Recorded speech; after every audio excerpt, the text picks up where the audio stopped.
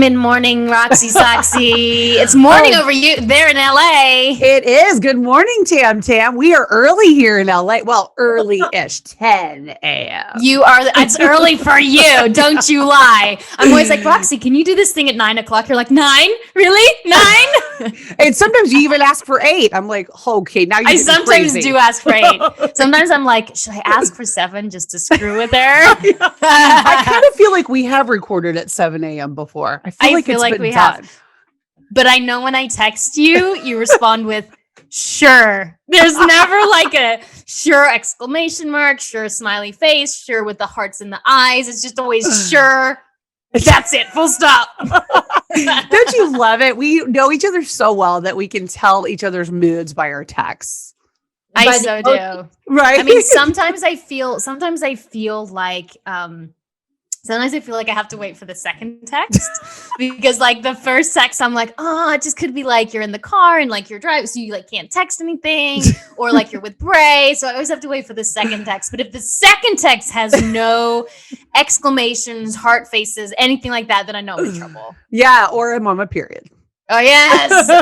You're in your period. I just finished mine, Roxy. So I got the vaccination and my period at the same time. Oh, isn't that lovely? It was a real treat, that 24 hours. Yeah. Well, the last time we spoke, I was getting the vaccination. Did you end up getting sick? Because I got sick. I felt like I had the flu for 24 hours. Yeah. I got really sick for 24 hours.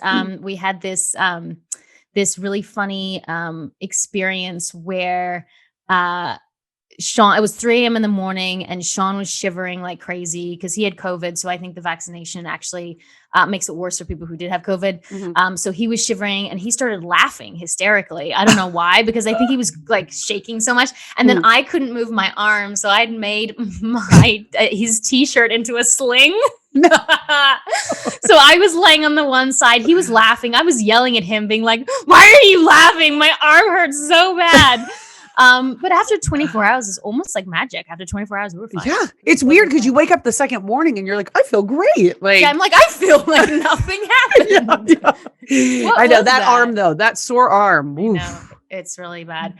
But today we have someone that I'm super excited to talk about. We have been talking a lot about health in the last couple of podcasts. And I think the reason we've been gravitating more towards talking about health, Roxy, is because, the pandemic has brought on so many like mental health issues, even physical health issues, being scared to not get sick and wanting to boost our immune systems, dealing with stress and depression and anxiety and all this stuff. So I feel like our podcast, the last couple, have really been talking about health because we want to try to like share the information that we can get from our experts to help people who are in this situation right now who aren't really feeling their best. Because I know, like, I put on this dress and I know, again, I tell you, it's all about self-love for me. But sometimes I'm like also a girl and I'm like, I hate that my dress is too tight, Yeah. And I said to Sean, I was like, what am I doing wrong? I'm like, I'm eating well, I'm exercising, I'm trying to be, mentally healthy, and I don't know what the issue is. And he's like, well, you've been kind of sedentary. I mean, he wasn't like, he was like, we have been sedentary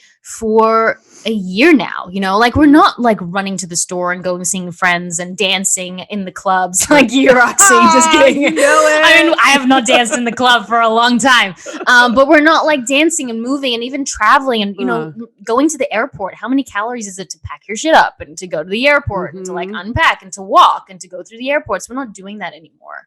So a lot has been focused on like how to make ourselves feel healthier. Yeah, well, we have just the person here to talk about. So this multitasking mama, she is a nutritionist. She is a 3-time New York Times bestseller. She's got the Feel Good podcast. She was sort of like one of the OG wellness influencers back when like wellness influence, like there wasn't even really a name for it. I remember about 10 years ago, I believe she launched her first book. And she had a launch party at the London West Hollywood. Did you go? I covered the red carpet. I was on the carpet. Yes. Oh my goodness. I interviewed, yes. And I interviewed all come full circle. Yes. And I interviewed you. I interviewed Drew Barrymore, Hilary Duff. I think Tam and Sursak. Yeah, right. I would never have been invited. But it was great because she sort of like put this whole thing. One of the people who first put this whole wellness, and beauty detox and green and all this stuff on the map. So let's welcome Kimberly Snyder to the show. Woo! Welcome, Kimberly. Intro. That's amazing, Roxy. I didn't realize that. And you are right. This year, in a few months, is the 10-year anniversary of my first book. Yes. I just finished my 6th book. So there's 6 books. God. 6 books in 10 years. And I look back, I was I feel like I was in some ways a baby when I started out. I just been backpacking and I was starting out, and wow, 10 years, like how much wellness has shifted. But it's funny when people say you are like one of the OG wellness people. My career has been, it's 10 years. So I'm like, wow, that is a good milestone. Yeah. And you were getting a lot more sleep then, because that was before you were a mom, like the rest of us, right? I mean, those were some good times. I was laughing when you guys were talking about your text from like 8 a.m. to 9 a.m. I was like, oh, ladies, wait till if you want to be a mom and you are a mom one day, it'll be more like 5 a.m. We're up every morning. We have a 10-month-old, and then my older son just turned 5. Oh, well, my husband lets me. So this is our deal. So we have a 2-year-old and a 7-year-old, and he lets me, because I stay up late, and I do the I do the nights, the put them to bed, do the dinners, do the bath, do all that kind of stuff. So he lets me sleep till 8 o'clock every morning. Like, they know not to come in till 8 o'clock. And before pandemic, I'd say I'd be up at 6 a.m. But now I would say he lets me sleep till. Is that what David does, Roxy? So David. Okay, so here. Do you have a child too, Roxy? Yes, yeah, I have a 6-year-old. Okay, how are you guys complaining about 9 a.m.? I need to get on this late morning mama. We're slow. We're up. We're like awake, but we're not like awake. Yeah. It takes a while. Get up though. What time does your kid get up, Roxy? So my kid, so here's the problem with our household is that we have a similar deal, David and I, my husband, he does the quote unquote morning shift and I do the night shift. So I put her down for bed. I do the bath, get her fed, do all that stuff. But the problem is in the morning, he's oftentimes crazy with work stuff. So he's like, wait, hey, can you get up and feed her breakfast? Or can you get her dressed? Even though technically it's supposed to be my time off. It's his time. Right. So she gets up early to go to school, but the problem is she is sleeping in our bed. Okay. She is. How old is she, Roxy? She is 6, but she runs. So here's how it started. We got her a new bed for her room. We're like, oh, it's a big girl bed. It's a bunk bed. You're going to love it. It's going to be great. She started getting nightmares. So she would run in our bed, jump in the bed. We'd wake up sometimes in the morning, not even knowing that she was in the bed. We're like, wait, how did she get in here? And eventually, who are you? Yeah, exactly. Eventually, her little powers of manipulation kicked in, and now she has commandeered our bed. So now we're trying to figure out how to get her back out of the bed into her bed. I've never, my second child, I was like, I was like, my second child is such a good sleeper. She puts herself to bed. She literally she comes to us at 11:30 and goes, it's nap time. And we're like, okay, sorry, we were busy. And she sleeps 2.5 to 3 hours to nap. And then at nighttime at 7 o'clock on the nose, if we push it past 7, she's a nightmare. She goes straight to bed. But my first took so long. My first was, up every hour for the first almost 3 years. She was such a terrible sleeper. I think it starts in the beginning where you just have to be like, it's bedtime. This is it. There's no other choices. And I think when you say, okay, you can come in, that's the thing. You said she can come in once. Once she can come in once, now it's all bets are off. Yeah. You guys are girl moms. Yes. Wow. And I'm a boy mom. Both of mine are boys. It's so interesting too, the differences, because they present so early on, right? Boys are typically more active, when they're young and very physical. It's right. Sucks. And I said to my husband, I said, I get beat up as a mom a little bit because it's just superheroes and Star Wars stuff and lightsabers. And it's very physical. That's my first daughter, though. I think it's almost like I think my husband's like, I don't need a son. I have Phoenix, which is my first daughter, because she sleeps with a snake and a superhero, and she reads comic books, and she is extremely physical with him. They rough and tumble. And my second is a little more, princessy a little bit. But I think it's almost like what you enjoy too, and what you give to them, because my husband's so into that.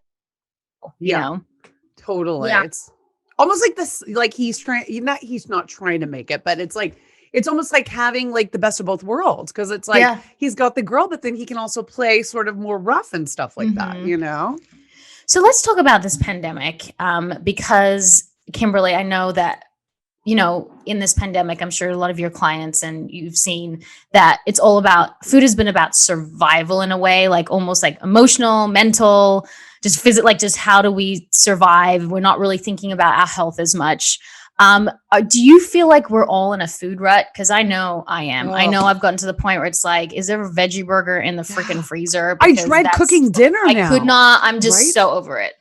Yeah, I think it's been a period of great transition for everybody, obviously. And these are the times where it causes anxiety, a lot of, for lack of, you know, just our whole lives have been turned upside down. We've been talking about this now for over a year, but sometimes it takes 6 months, a year to really see the physical effects, the hormonal effects, the mental effects. So when we were just talking about, you know, Roxy being on my red carpet for my first book 10 years ago, my first 2 books were very food focused.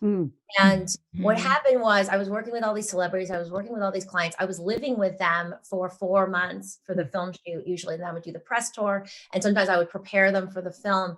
And it was, you know, my podcast is called Feel Good Podcast. And it was really about helping them feel their best. But I would say from the beginning with all my clients, with everything I was doing, only a percentage of it was really food.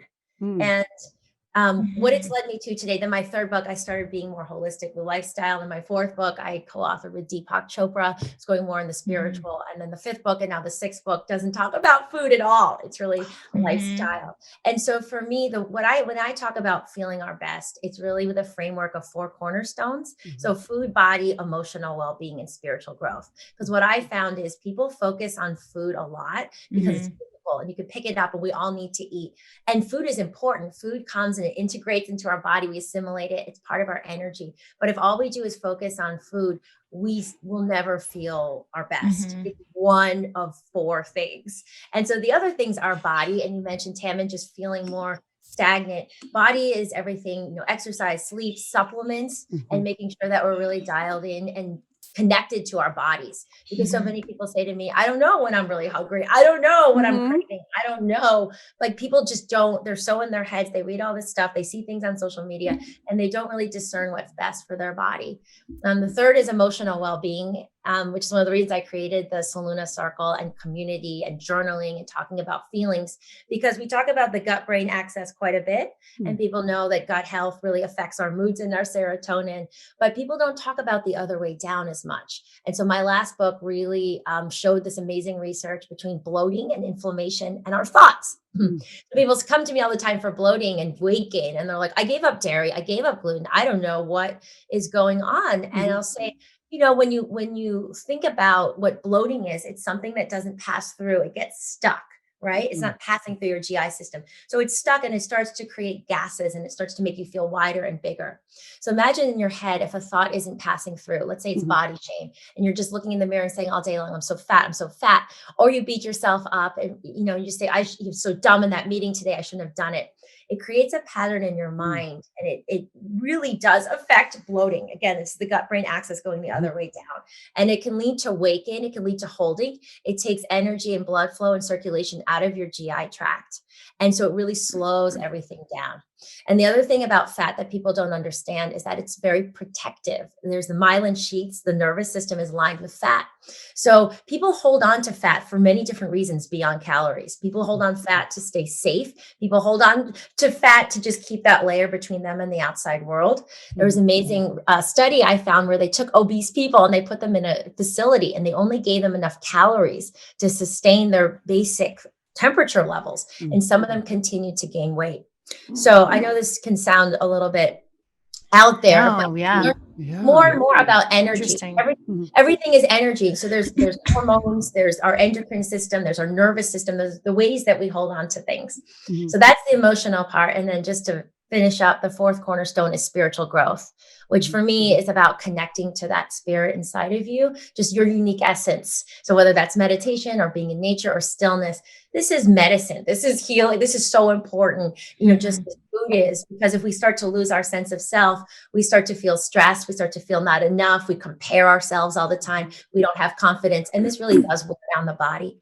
So what I was, Tam, into your question about food, I think the problem is if we ignore one or two of the cornerstones. So let's say we ignore our emotions, our emotional body, our mental health, or that spiritual part of us, we tend to obsess over one or the other. So for most people, they obsess about food or they obsess about the body, and maybe I'm not working out enough, but we're never going to get the results unless we really take that holistic approach. So that's how I've always worked with clients. And now I'm really talking about it publicly, meditating with them, sitting, doing yoga, processing emotions. That is just as important as the food that we eat.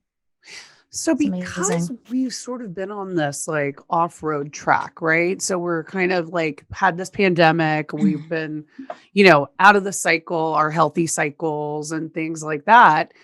If we feel lost in our mind and in our body, how do we kind of make that turn to try to get back? Like, would you say that it starts with the mental sort of emotional well-being, that end, or is it, better to start with the eating and with the exercise? Like, how would you sort of get back on track? So I think that's a great question. I think a lot of people are feeling really lost right now. Like, where do we begin? Yes. What the F am I supposed to do right now?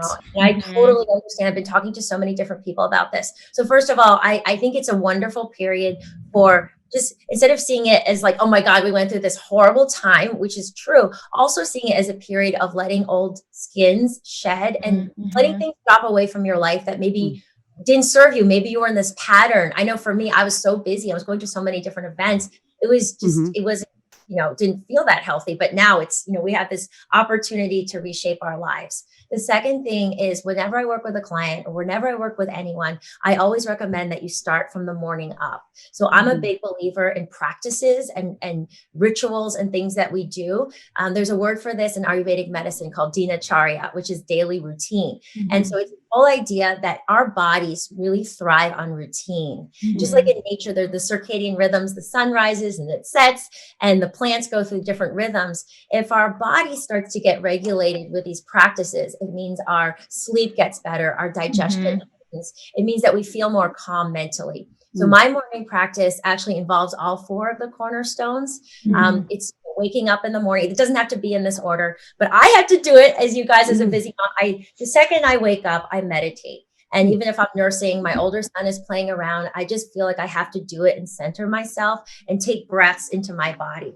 And what that does for people, and I've seen this transform the way people eat, because these cornerstones are really interrelated. When you start to get really in touch with your body and your needs, it significantly cuts down on food cravings. It significantly cuts down on overeating, because now you're in touch with energy in a way beyond food. The reason people struggle so much with food is they don't have other practices, other means for really directing their energy and for soothing themselves. So food becomes the go-to. I'm not feeling good. Let me have this sugar. Let me crunch down on this chip to release tension in my jaw. So meditation in the morning, and we have all these free meditations on our Saluna app or on our site if anyone's interested. And then I journal every morning for about a couple, let's say 3 to 5 minutes at least. What this does, I feel like it's really healing for people, is it gets these thoughts and the stress out of your head and into paper. So you can write about your intentions for the day. If I'm feeling really off, I just write about what I'm grateful for, whatever it is. It's just this practice of, emotional processing. And then I go in the kitchen and I have hot water with lemon. It's the first thing I recommend for anyone to drink, because it's starting on an up. There's a lot of vitamin C. Lemon actually has enzymes that specifically help to heal your liver. And so it's a wonderful thing. Even before you have coffee, if you need caffeine, it's a good thing. You can have it 20 minutes later. But then I take 2 SBO probiotics, our Feel Good Saluna probiotics, which are based in the soil. So our ancestors used to live so closely connected to the earth that they used to eat it every day from unwashed veggies. And this is the perfect mix of bacterium that gets through your stomach acid and can actually implant in your gut. So I take my probiotics in the morning. I have hot water with lemon. And then, so the body cornerstone encompasses supplements. right? The food is the hot water with lemon, and then the glowing green smoothie comes next, which, Roxy being on that carpet, all of my celebrities drinking. We have our juice and smoothie bar at the Four Seasons. It's our number one, beverage is our glowing green smoothie. The recipe's on our site too as well. So it's just the fiber, and there's an element of intermittent fasting in there because it's not concentrated fat, concentrated protein. It's really just fiber and nutrients and antioxidants and minerals. And it really just gives you a lot of energy. And then by mid-morning, all of us nursing mamas who are, hungry, anyone that's hungry, you worked out, then you can have more food mid-morning. But that's a really beautiful framework to start the day with an anchor. And then your body starts to understand that and regulate. And then we build from there. There's so much conflicting information. Like, I'm seeing this genealogist who works with like your biochemistry, right? Because like, for example, what you just said for me is everything I've ever wanted to be. I want to get up in the morning. All that stuff is everything I wanted. But when it comes to like the food and the detoxing, so my body has issues with like histamine, right? So like I used to do the lemon juice thing all the time, or the celery juice or whatever, but because it has histamine or salicylates in certain types of healthy foods, I was getting more diarrhea, I was getting more headaches. So this conflicting information. We had this podcast recently with, her name's Chrissy Williamson, and she's a doctor in biochemistry. And she said like, sometimes what's healthy for one person might not be healthy for someone else. Like, how do you know what's going to work for your body? Because I want to get up. I don't drink caffeine, but I want to get up and drink lemon juice with water, because I know like that should be the healthiest thing for me.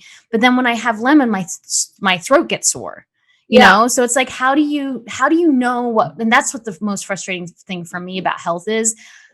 I want to be the healthiest I can be, but I don't know what's working against me or what's working for me. You mean from a food standpoint. Yeah. So that can be frustrating. I totally get that. I think, of course, there's a lot of information out there. You hear a lot of conflicting things. You hear about a lot of different dietary philosophies. So for me, it always goes back to, number one, checking in with your own body. Your body is completely unique. And you're right. Lemon juice might work for me. It may not work for you. Number two, with all these, different doctors and all the, the biohackers, all that stuff that's coming out, I will say my guiding force has always been nature. Okay. So you read the Beauty Detox Solution, people are talking about paleo and caveman diet and veganism, all this different stuff. To me, it goes back to anatomy. It goes back to the way that our bodies are shaped. And we have a very long and convoluted GI tract, for instance. So in science, there's something called biomimicry. You just look at similar species in nature and we say, our bodies are very similar to gorillas and primates who are plant eaters, and very different than the full carnivores, which is GI tracts of tigers and lions. Interesting. So based on this, we know that we are omnivores. We can handle some meat, for instance, and some products, but we are shaped to be primarily plant eaters. And this isn't my philosophy. This isn't, a bunch of people just kind of, I've been on those panels like talking about each other. It's just nature. Right. So I find great comfort going back to nature. If I go down that rabbit hole with, again, the biohacking and all this really complicated stuff, I start to feel very confused and very angry. So I've always found what works the best for me and all the thousands of people I've worked for is keeping it really simple. So nature. We know a healthy body should be able to handle healthy, natural food that grows from the earth. Now, that being said, there are times we need to prepare our system to be able to handle that food. So I had ear candida for a while. I didn't know what that was at first, but I think I do too. Growth where you have compromised system and you can't really handle any kind of sugar. So for a full year, I gave up all fruit and I was healing my gut and I was taking the probiotics. I was doing all this different stuff. But after I healed, I went back to eating fruit and I had no problem with it. Yes. Healthy body. But at first, if you gave me a banana, I would have blown up. That's probably it. The banana is not the problem. These are natural foods that grow from a tree in a complete nutritional package. We need to fortify our system. So over time, we had a great person on our podcast named Dr. B, and he's this amazing expert, and he was talking about all these food sensitivity tests, which are like, people are taking all these tests and like, oh, I'm allergic to this and this and this. He's like, listen, your gut is almost, you have to, the way he explained it, it's like it's like a muscle. You have to strengthen it. And there's thousands and thousands of different enzymes and different things that get activated when you eat a very diverse, wide range of plant foods. So sometimes as your gut health improves and you're taking the probiotics and you're cutting out the gluten and the petroleum-based oils and all the things that inflame us, your system starts to heal. So a lot of these food sensitivity tests, you're not sensitive to those foods as your gut heals over time. Right. It's very individual. And some people, of course, have allergies, and some people just can never deal with, a certain food. So I will say it's complicated that way. You have to keep going back to yourself and checking in with how foods help you react, how they react in your body and how you feel after having them. I will say that framework, Tammy, it's really this framework, that morning routine, something about a hot elixir. Ayurveda teaches we're supposed to have something hot in our bodies first thing. So it can be ginger water, that's right. Tulsi tea. It's not the lemon. The lemon is great for, the vitamin C, the properties I said, but if you can't handle it, there's tons of other ways to get vitamin C. Make it something else. But that idea of something herbal and hot helps to relax your bowels. It helps with ongoing detoxification. It's not blasting your body with caffeine or coffee with a bunch of sugar and dairy or whatever, it's just a cleaner way. And then as far as the smoothie, you're right. I always tell people mix and match. Some people can't handle spinach. Some people have an oxalate problem. Some people can't have apple or green apple, whatever it is. So you mix and match. And if your system's really compromised, and even smoothies are not great for you, we have digestive enzymes. I say take enzymes first. If you are still healing your system, fiber takes a tremendous amount of water. So at first, fiber can be very reactionary for a lot of people. They can get bloated. Then maybe you don't have a smoothie. In the Beauty Detox Solution, there's all these other options. I have a gluten-free wrap mid-morning every day with avocado and sprouts. Maybe you have a bowl of plain oatmeal, whatever it is. It's more about getting into a rhythm and a routine. And if we're in a healing phase or rejuvenative, or we're at the top of our game, it will evolve over time. But you're right about the healing though, because I don't think I'm allergic to lemon. I think that my histamine is probably so high, it's like a bucket, that anything with a little bit of histamine, then the bucket overfills. And until the thing that's frustrating is you're like, oh God, like how do I get my bucket down? Like how do you get back to basics to heal yourself, which is what you were explaining. And then when you can start to heal yourself, then you can start to tolerate a lot more. Exactly. I know my body 10 years ago when I was starting out and writing that first book 11 years ago is so different than my body today. I can handle a lot more. My digestion is so much more hearty. I don't get bloated even if I have a little bit of gluten, which before would destroy me for a day.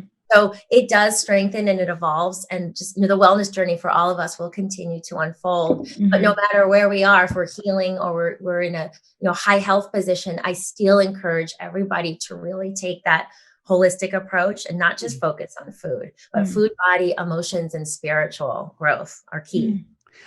Since we are talking about food, there's one trend that I want to ask you about, because it's been, kind of all over social media and people have been talking about it for a few years now. And that is celery juice. People love celery juice. That's not, my thought is it's better to eat the stalk of celery and get the fiber, the juice and everything, rather than just juice a piece of celery and eat it. But what are your thoughts on that? Like, what do you think about celery juice? So first of all, I have to say that I think that these trends and these fads that come in and out are actually hilarious. Yeah. It's like people really, really still think there's this magic bullet or this magic one food or this thing that's going to transform everything. And I shouldn't say the word hilarious, because I say that with compassion. I used to be like that. Before I started, I was trying all these different diets. I really just wanted to keep the weight off. I really wanted to clear up my acne. I really wanted to do all this stuff. So I understand the mentality, but I really, been in this for a while now. And I'll just say it's not going to be one thing. So I think it was the medical medium guy that, intuited this thing with celery juice, and suddenly it became big thing. Celery is an ingredient in the Glowing Green smoothie. And for years, I got pushed back about this. I think I made it at one time on Good Morning America, and they were like, why celery? Isn't it just water? And I said, no, it actually is a really beautiful mix of electrolytes. It has the sodium and the potassium is balanced, and it has minerals. So it was an ingredient. I could see the value in it. Now, I think that there's, when the Glowing Green smoothie, there's other greens, and then there's the fruit, which brings different vitamins. So I like simple combinations. I've never felt much just from the celery juice. I've experimented in my body. Maybe it works for some other people. So I wouldn't say, across the board, just like wheatgrass for me. I went to the Anna Wigmore Institute in Puerto Rico. She started the whole wheatgrass movement, and I loved her philosophy and I love her practices. But when I was doing the wheatgrass,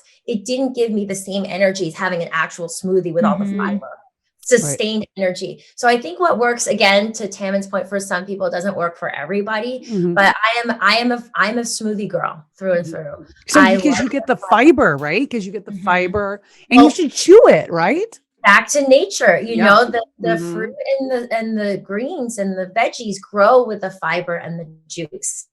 So we take in the way nature has given it to us, but we blend it. So we pre-digest it in a sense, because most people don't chew well enough. To your point, Roxy, that's the point. That's the whole thing of having a smoothie. It's pre-digested, but you still need to chew that smoothie. You want to mix your saliva, get the amylase, which is the digestive enzyme in your saliva, through it so you better absorb the nutrients. But it's one of the reasons, honestly, that I created our Feel Good digestive enzymes, because we are not what we eat. We are what we digest. And right from the get-go, people do not chew well enough. Food is getting passed through. And even you spend all this money on organic food, if you don't really break it down and pull the nutrition out of it, you're just wasting your money. So these digestive enzymes, you take them right before you eat, and it helps to pull nutrition out, and it moves it through faster so that you don't get as bloated. So I take 3 before lunch and dinner every day without fail. It's also extremely anti-aging, because the more you're pulling your own energy to digest this food, you take energy out of the other processes, like rebuilding your skin and your collagen. So you just age faster over time. So I don't know how I got on this tangent, but yes, chewing your smoothies is important too. So what do you think about, like, I remember following this influencer who I just love. She talked about food and wellness all the time. And then she had this, like, I'm leaving social media because I think I have orthorexia. And she was she had hundreds of thousands of followers, talked about seed cycling, right? Which one? She's from Australia, right? I remember reading about this. I'm not sure, but maybe there's another one, but I don't know. I don't know where she's from, but I remember she left about a year ago, and I was so obsessed with her because I was like, oh my gosh, seed cycling, right? That's going to help my PMS. Or she talked a lot about like intermittent fasting and all these great things when it comes to health. And I was like, she was my guru. And then she was like, you know what? I can't do this anymore because I think I have orthorexia. Now, if people don't know what orthorexia is, like an obsession with healthy eating. And I, as someone who's had an eating disorder, I had an eating disorder from ages 16 to about 24. It was really bad. I had anorexia and bulimia, and I'm definitely on the health. I'm way more like you than like, I think, just a person who doesn't know much. Like, I love to learn about health. I love trying to, put the best nutrients in my body and my kids' bodies. Then sometimes I get, it'll be like a Saturday and I'll have eaten a taco or something and a margarita, and I'll start to obsess about, oh God, like, what was in it? Was it healthy enough? Like, what was the food like? Was it sustainably sauced, or was it farm to table? And I'll start to obsess about that. So I worry sometimes of like, how do you find the balance about being super healthy and wanting your life to be that way, but then not obsessing if something isn't so? Yeah. So I would say this is a great question, Taman, and a lot of people fall into this. And it's along the lines of what I was saying about it takes a while sometimes for people to really get this. They're like, yeah, but what about more about the food? It is the 4 cornerstones. If anyone is like asking any client or anyone talking to me, they're asking so many detailed questions about food, I say, you are the exact person who needs to stop thinking about food and focus on the parts that are harder. So usually it's the emotional part and the spiritual part. It's focusing on food is a cover up for a lot of people for not feeling good enough, not feeling confident. The food is something to cling to because it's physical and we see it. Control, right? Never control. We will never heal from that. Tam, and I had eating disorders too in high school. And I look back, I was so disconnected from myself and my emotions, and I didn't have the tools. I was a latchkey kid, so I was kind of left alone a lot, and I didn't know what to do with myself, you know. So the bulimia became a way to kind of like push things in, and then felt really good to get things out because I didn't have these tools and these practices. So when I say, you know, sitting and meditating is going to help everything, I really truly mean that. When I sit and meditate and feel into my body, I feel this energy, I feel alive, and I don't need as much from the outside world, including obsessing about food, including outer validation and how many people like me or comment on my post on social media. It becomes this healing from the inside out. Beauty from the inside out really is that way. I promise, Tim, and just hearing you talk now, you are doing great. I need to be your client. I'm like, when can I sign up to? I mean, I'm sure you've got tons of people, but like, when can I book? Without even seeing what save me, just kidding. Without even seeing what you eat in a day, I promise you are like, you know, A+. Like you're doing great with your kids. But I would be the other stuff. Yeah. I'm a mess. I'm telling you, I'm a mess. Where else can we explore? Like, where can we take our focus in our conversation? Because I can speak about me personally. When I was obsessed about food, I weighed myself every day and I was just like, And now, since I've really relaxed, I've thrown up my scale, but I focus on these other cornerstones. My weight just stays down. You know, when I have to go in for checkups or I weigh myself and it's like, oh, I'm actually like the lightest I've ever been without obsessing about the food, because the inner space starts to get calm. And people don't realize when we do this, there's something that happens in our brain. It's called hemicoherence. It means the left side of the brain, the right side of the brain start to talk to each other more. We're not this bundle of confusion and chaos. That's what happens. And when that happens, guess what? It's a cascade effect. And things start to get regulated, including our hormones. And the hormones, cortisol that lead to belly fat and all this stuff, everything just starts to work out in a much better way. As T. Colin Campbell says, your body does the math for you. We are so much more than numbers. That's another thing about my philosophy, ladies, is I take numbers off the table because energy is energy. So when people start coming to me with like their little minutia, oh, but you know, this kind of carb and this sugar, or this, how old I am. That's another thing people say to me in a conversation 20 times, how old they are. So I should be this thing at 34 or, you know, 30 or 50 or however old they are. We put these limits on ourselves. So I always say, Tammin, if anyone's obsessing about food and they're like getting crazy, it's time to stop the food conversation and focus on the other cornerstones. And I say that with tough love, but that is I know. Yeah. I'm a disaster over here. At least I'm admitting it. I love it. That's the first step. And I know. I'm totally aware that I need some spiritual help here. Totally aware of it.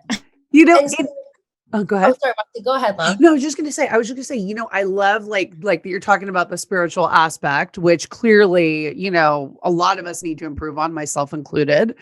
And I love the idea of meditation, you know, and I've tried it. I've laid with myself. The times that I have been able to like quiet down and actually do it, I feel great, you know, for the rest of the day or like the week. And, you know, I feel great.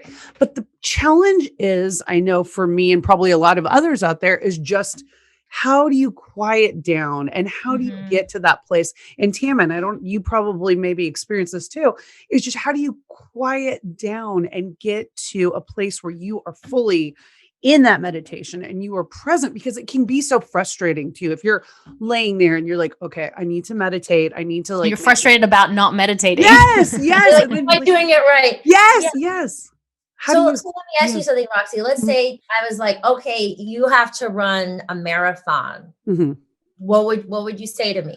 I'd say, hell no. She's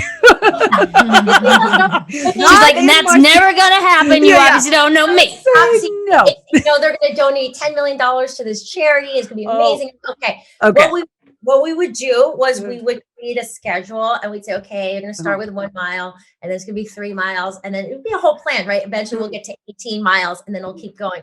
I think the problem with meditation today, and like, I'm happy this mindfulness conversation is coming out. I'm really happy that people are talking about meditation, but it's a practice. So it's like every day we're making these smoothies, right, Tam? And we're making the healthy food for our kids. And if it's meditation is something we do once in a while, if we happen to go on a yoga retreat or we happen to go to like something and do it, that is not how we get there. It's small steps that are consistent. So it's part of the morning routine, even if it's 3 minutes. You have to get used to sitting and breathing and turning off or not pushing them down, but letting the thoughts settle so that you see what's underneath. Because what's underneath is this unique, incredible, and just unlimited energy. And you can't really tap into that unless you let that happen. But that happens with commitment. When I started meditating 12 years ago, I would sit there with my phone and I have an alarm for 30 minutes. And 7 minutes in, I'm like, I'm done. This is torture. Squeezing my eyes shut. But now you can ask my husband. I can sit here for hours and hours and I just love it. But it's taken me a long time to get there. But as someone that, again, the more I progress, I think it's this tuning in, right? The yoga talks about all the time our senses are out here. So imagine if you start the day and you're not even out of bed and you're already on Instagram or you're already on your emails. And so your energy is already going out.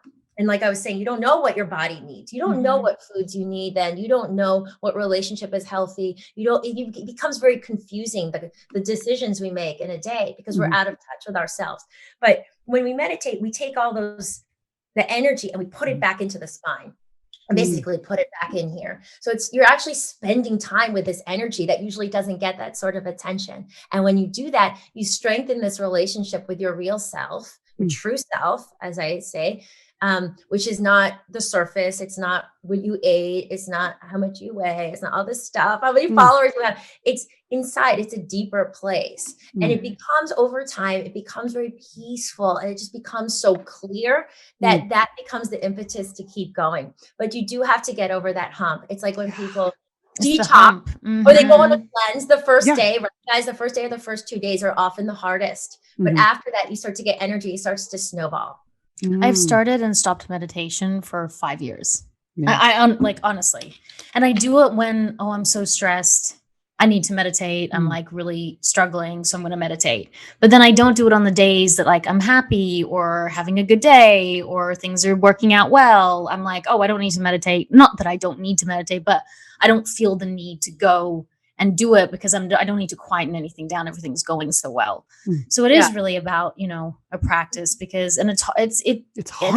They say someone said that like, we say it's 21 days, but it's really like 90 days of doing something that you really get it into your brain. Because I know like when I gave up coffee after 21 days, I still want a coffee, but after a couple of months, I didn't even think about it. So I think it's a longer period to really get into your body. Well, I think it starts with intention, right? Like, why are we meditating in the first place? So if you get really clear about your intention, which is to connect and to benefit your whole life and to really trust whatever your intention is, that helps us stick to any practice. Yeah, it gets you on a good path for sure. Let's talk a little bit about, because this is also something that we see posted on social media all the time and is kind of trendy, is like cleansing, right? Like, like, a lot of people reset their new year, in January, they do like a big juice cleanse or, like a master cleanse. And then by Valentine's Day, they're like drinking alcohol, eating sugar. Right. So like, are cleanses, like, should they be done? Are they effective? Do we need to cleanse? Like, with some frequency? Yeah, go ahead.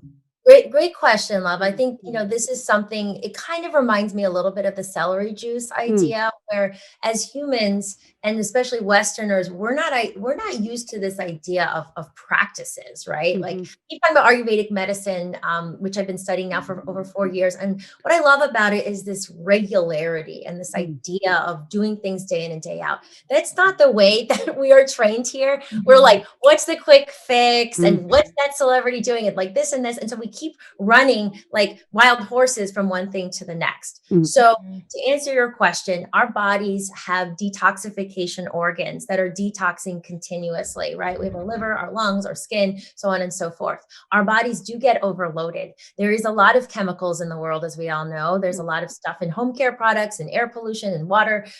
Fish is basically like eating plastic these days. Let's face it, there's so much plastic in the ocean. The microplastics break down. And so when you eat fish, there's a tremendous amount of plastic going in your body. So yes, we need to detoxify all this. So there's two ways that we do that. Number one, there is value in doing well-planned, thought out cleanses periodically. I think that's helpful. My juice bar has always created these programs, and I think that's wonderful. One of our most popular, of course, is our bridal package, a 48-hour red carpet sort of bridal cleanse. So I think it's okay to do those things, especially if we go through a period, after the holidays where we feel kind of stuck or whatever. But that does not replace, and it will never replace, and we will never get the best results unless we do what I call ongoing cleansing, which is the practices that we do every day. So it's the choices that we make. Having something like the Glowing Green smoothie is a form of everyday cleansing, because the fiber and the enzymes spark up, toxicity and the acids, and then the fiber just helps to cleanse it out of your system. So every day that you're having this and you're replacing your, maybe you were having an egg sandwich or whatever you were having, you are in effect detoxing. Now, I do recommend something very much. I don't recommend a lot of supplements. There's only, a few basic ones I take, but we do have a product called Detoxy, and it's our number one seller, and all my celebrities still take it. And I take it all the time, every day or every other day. And that is the way to create ongoing cleansing. Basically, it's oxygen. It's nascent oxygen, and it's paired with ASC2P. It's paired with a stable form of vitamin C, which in clinical research has shown to help stop the telomeres from fraying, which is the little caps on your DNA that leads to chromosomal damage and eventually wrinkles and so on. And what it does, it's oxygen. So it gets between the old waste and your GI tract wall, and it helps to get things out of your system in a safe way. It's not habit forming. It's not a laxative. It's not like Senna that, over time can weaken your adrenals or your peristalsis, because it's herbal. There's nothing herbal. So this is a way for me, we try to eat healthy. We make the best choices we can. We're not perfect, but by taking this oxygen, and again, it's not a laxative, but it's just my everyday cleansing way to these organs, because our from a biological standpoint, these thousands of chemicals were never meant to be part of our body. So yes, we have these eliminative organs, but they do need support. So I guess if I had to sum up, I would say, yes, periodic cleanses can be good, but do your daily practices, try Detoxy, and, do the best you can on an everyday basis. You can't just try to clean up the mess every, once in a while. And in between, do all this other stuff. You really have to keep going. True. Let's take a shift from the food vitamin approach and what we were talking about, and then talk about emotional and mental, because there's a buzzword that's been, I love this. There's a buzzword that's been going around called toxic positivity. Can we talk about what that is? Because the other day, my husband was talking to me and he was like, I was feeling bad about something, and he was like, well, you can just see it like this, and it's not as bad as maybe you think it is. And it's not in a negative way, but he was trying to make me feel better, because he was like, well, that's what I'm supposed to do. I'm trying to make her feel better. And I was just like, you are being toxic. You're showing me toxic positivity right now. And he's like, I don't even know what that is. I thought I was supposed to try to make you feel better. So what is the word, and how can we be better at it? Because I know a lot of people are going through a lot of grief right now, especially with the pandemic. A lot of people have lost loved ones, and how can we be better with that? So I think that, your husband is doing something that, in his heart, he's coming from that place of trying to help. I love you. Yeah. Trying to bring forward a solution. But the issue there is that feelings and emotions, and I've come, I started out as a nutritionist, so I have to see it this way. We need to metabolize them and digest them. And we can't say for anybody else how it feels. So this is one of the reasons I created our Saluna Circle, by the way, which is the membership part of our free app. I started doing these circles with women, and I started doing them in my home, and I started doing them publicly. And now we have this whole online program. We do them on Zoom. There's actually one tonight. And the only rules in the circle, everybody goes around and speaks as part of it. And then I teach about the cornerstones for our monthly theme. This month, it's energy and vitality. Is that you don't give advice unless it's specifically asked. A lot of times with feelings and emotions, they aren't supposed to be a certain way. They are what they are, but we just need to sometimes hold space for each other and witness each other and not try to fix it and not try to make it be better. Sometimes there's that process of metabolizing a feeling. It goes through this process. Dr. David Hawkins says, if we feel into a feeling, it takes about 10 minutes for the intensity to alleviate. Let's say it's grief, or let's say it's anger. So if you sit with that feeling, instead of trying to distract, instead of turning on Netflix or calling a friend or eating a croissant, instead of looking for a solution, but you actually sit in that. And we're not used to that, especially as Westerners. Again, we want to put a Band-Aid on it. Sometimes it doesn't feel good to sit in the feeling, but that is the way to metabolize it for your body so it doesn't get repressed. And what happens is if we don't process that feeling, it gets pushed down. It doesn't go away. So it can then manifest in gut issues or hormonal issues or all sorts of, depression, anxiety. It starts to build up. So my advice is to feel those feelings and to really sit with them, even if they're uncomfortable. And you can say to your husband, hey, I just want you to hold space for me. I'm just going to say this. I don't really need any advice. I just want to vent, or I just want to talk about this. That's what we do in the circle. We really hold space for each other. And you realize community. That's another thing that I think is really missing today in wellness, is that real tribe and that real community and really sitting together. Social media has like an element of it, but let's face it, there's a lot of ego and there's a lot of like one-way conversations, and there's a lot of like looking at me, which is fine. There's space for that too, but to really like connect on a deeper level, the way that it used to be. My circles are based on the Native American Council, where they would sit in circle. Even the chiefs would sit, and they would all be equal. And so it'd be like everybody having an equal voice, and therefore feeling that they're part of the whole.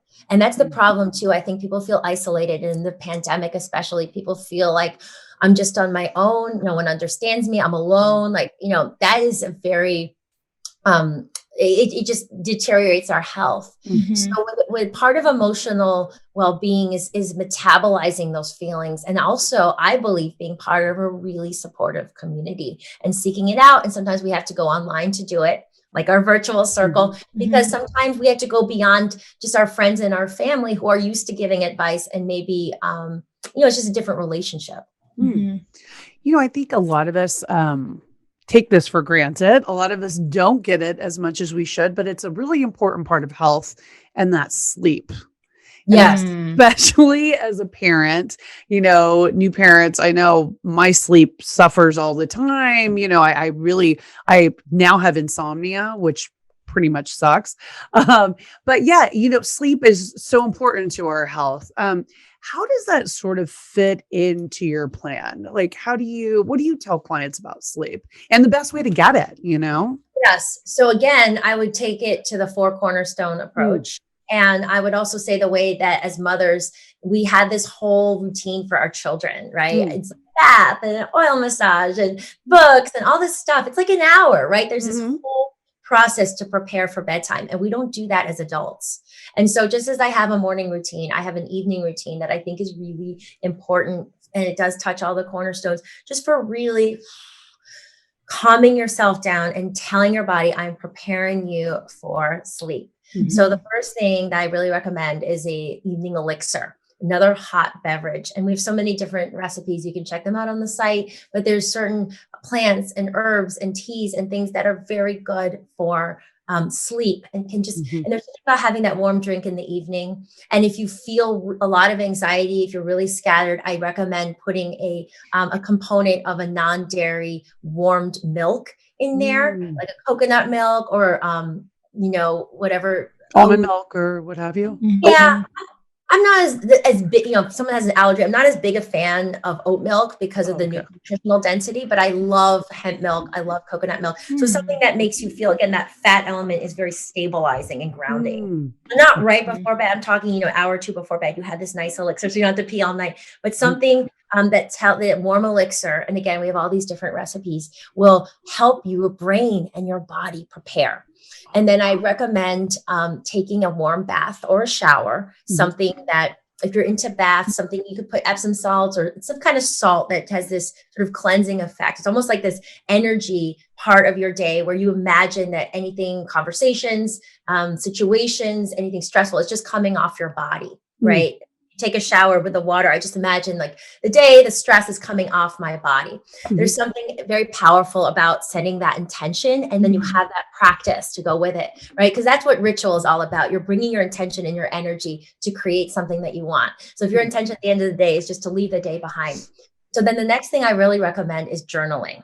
So we had our sleep expert come on our podcast, Dr. Michael Bruce, who's Dr. Oz's sleep expert. And he said, listen, across the board, the one thing I've seen with all my clients is if they can journal about an hour before bed, that helps with sleep tremendously, because so many people are like, what if I forget this? And they think of this, and they're going through things in their head or problems. But if you just take some time to write it down, again, get it out of your head, it tells your brain, I got it. I'm going to work on this. And then you can start to relax. And that's very powerful.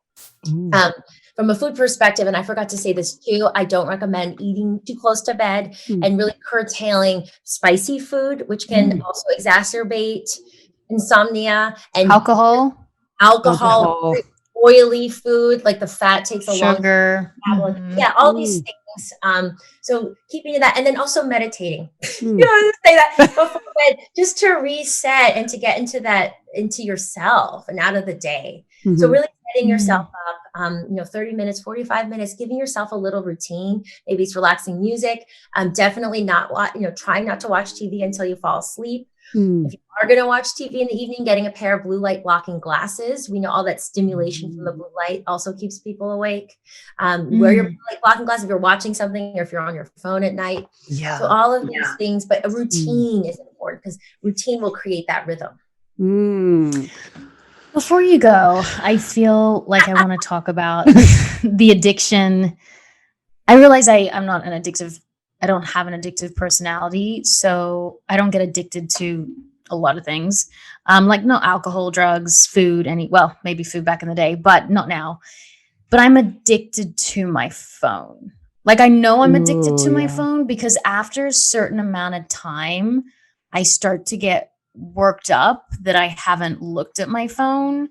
I'm also addicted to social media, which is half my job, and where, I spend a lot of my time because, yes, it does matter if a post does well because it helps your brand. And if it helps your brand, it helps your work. And if it helps your work, it helps your kids. And if it helps your kids, you're like, it's a spiral, right?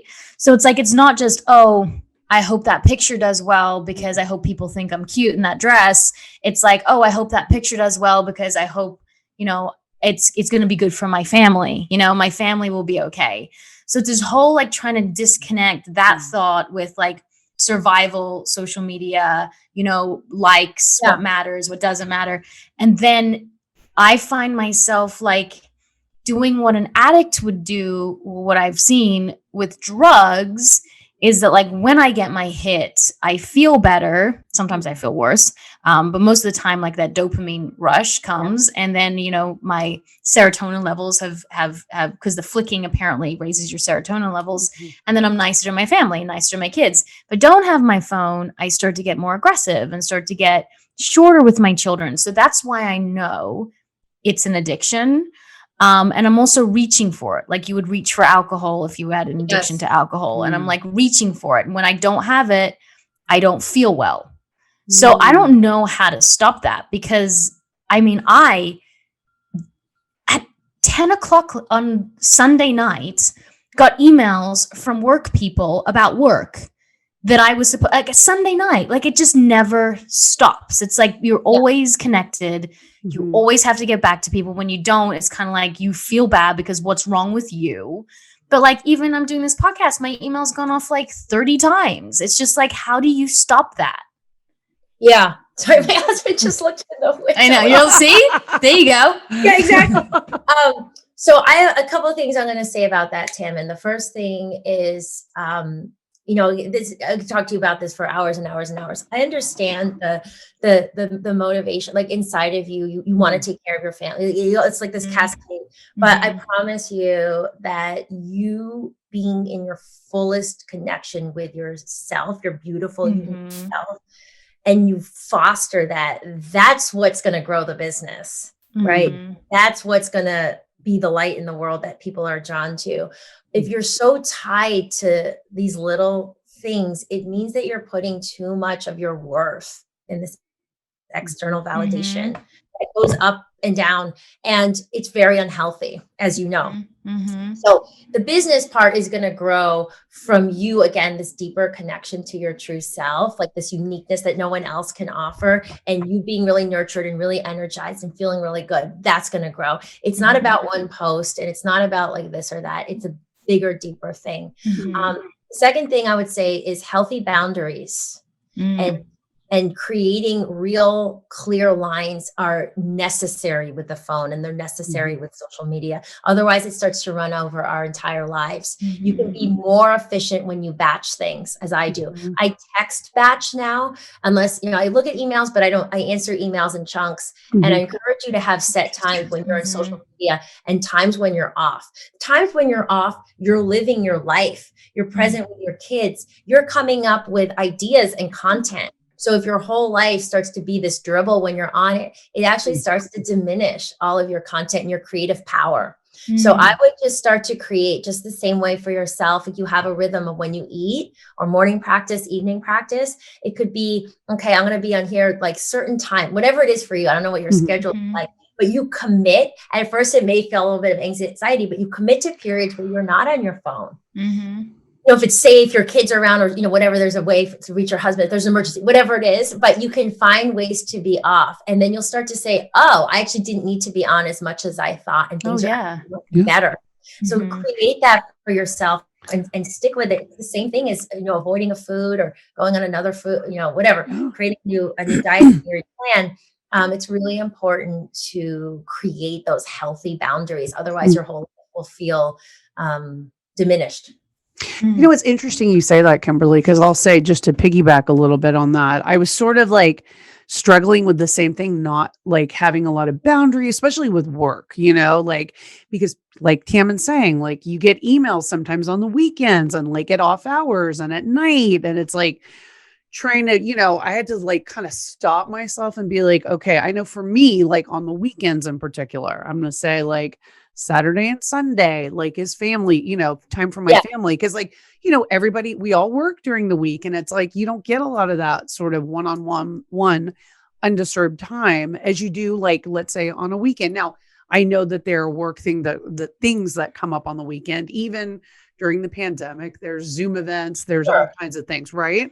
So not saying that, but I know for me, like I've really tried to be like, okay, I'm not going to answer this email again until Monday morning, when it's like sort of like those typical business hours. I mean, it's not perfect, but I know for me, I feel like it's helped mentally for me a bit, The thing that I find is a little unfortunate when you're in the social media game is like how the algorithm plays on people whose business is online. And I don't know if people all know this, but if you take days off, like say the weekend, right, and you're not posting stories or you're not posting, the algorithm goes down, which means that all the work that you've done for the entire week and all the stories you've done and all the connection you've had with your community, and you've built this little brand during the week, if you go off on the weekend, it's like starting over again, So that's what it's like that's what social media wants us. And this is why these apps have been developed like this. It's an addiction thing, right? You have to keep going. You have to keep creating. You have to keep being present, because if you don't, you're out of an algorithm, which means you're starting over again. So that is something that I'm going to have to try to figure out. And I think a lot of people on social media, because I can see some of my friends who are on it, which is their jobs, it's killing, like it's emotionally and mentally killing them. And, on Christmas, you can't take Christmas off, because Christmas, you have to show what you're doing with your family. Right. You can't take Easter off because it's a perfect day to show what you're doing with your kids. It's like, it's that,